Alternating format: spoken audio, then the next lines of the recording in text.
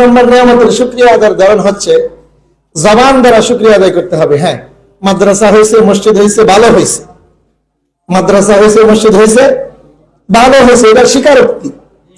Number 2, মাদ্রাসা হয়েছে, এই মাদ্রাসা পরিচালনার জন্য সর্বপ্রথম ভূমিকা রাখতে হবে আপনারা যারা আছে আমাদের। এই ভূমিকাটা কিভাবে রাখতে পারি? আমরা আমাদের সময় দিয়া, আমাদের বুদ্ধি দিয়া, আমাদের অর্থ দিয়া।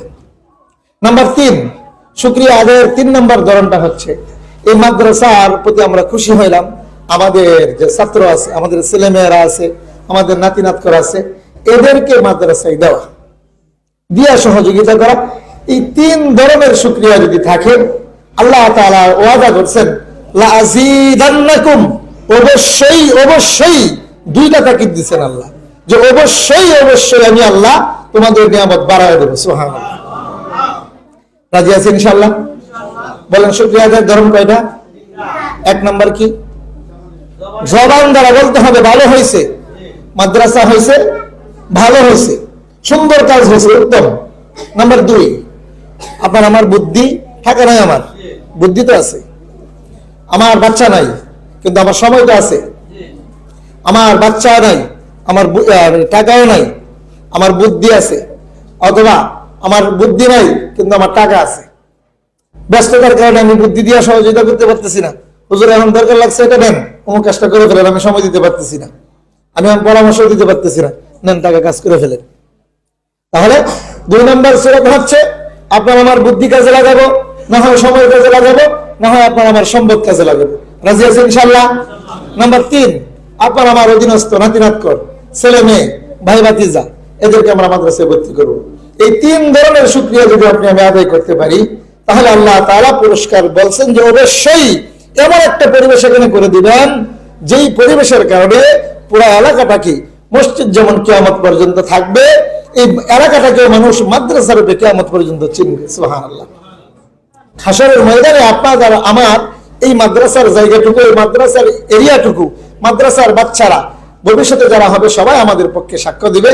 আল্লাহ তাআলার কাছে মাপ পাওয়ার একটা ফায়দা, একটা রাস্তা হয়ে যাবে। রাজি আছেন ইনশাআল্লাহ?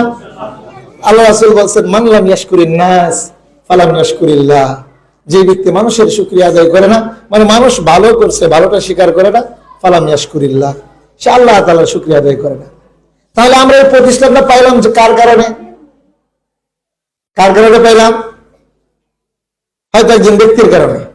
ব্যক্তিরা হইতে পারে আলেম, ব্যক্তিরা হইতে পারে ইমাম, ব্যক্তিরা হইতে পারে মাদ্রাসার মুহতামিম, ব্যক্তিরা হইতে পারে মাদ্রাসার সভাপতি, ব্যক্তিরা হইতে পারে মসজিদের সভাপতি, ব্যক্তিরা হইতে পারে বাজারের সভাপতি, ব্যক্তিরা হইতে পারে এলাকার একজন মাতাব্বর, ব্যক্তিরা হইতে পারে এলাকার একজন মেম্বার, যে কোনো ধরনের ব্যক্তি হোক, যার মাধ্যমে আমরা এই প্রতিষ্ঠানটা পাইলাম, তার শুকরিয়া আদায় করা তার ভালো বলা। রাজি আছেন ইনশাআল্লাহ? আল্লাহ রাসূল বলেন মান লাম ইয়াশকুরিন নাস, যে মানুষের ভালো বলে না, ভালো করছে ভালোটা বলে না, ফালাম ইয়াশকুরিল্লাহ, কেমন জানি সে আল্লাহ তাআলার শুকরিয়া আদায় করে না। রাসূলের কথাটা কেমন? আল্লাহ তাআলার কথার পরে হচ্ছে রাসূলের কথা।